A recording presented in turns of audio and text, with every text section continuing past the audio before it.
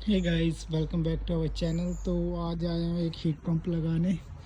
तो ये देखिए, ये घर है और ये घर के बैक यार्ड में इन्होंने एक यूनिट रखा। ये बनाया यूनिट है, आके उसी इधर रखना होता, बेस बनाया हुआ है इनका।